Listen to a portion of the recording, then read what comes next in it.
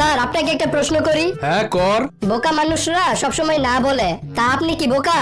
আরে না কি না মানে হ্যাঁ। কি? আরে দূর।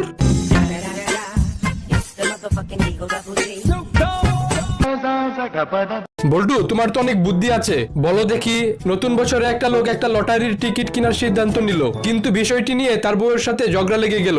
এখন তার কি করা উচিত? স্যার ওনার উচিত ওনার বউয়ের সাথে ঝগড়া না করে লটারির টিকিটটা কিনে ফেলা। বুঝিয়ে বলো দেখি। স্যার টিকিট কিনলে লটারি জেতার সম্ভাবনা আছে, কিন্তু বউয়ের সাথে ঝগড়া করলে জেতার কোনো চান্স নাই 100%। ধন্যবাদ তোমাকে, তাহলে লটারির টিকিটটা কিনে ফেলি। কিরে তোর মন খারাপ কেন? আরে কইস না, আজকে সকাল থেকে যাই ধরতাছি তাই খুলে আসতেছে। মানে?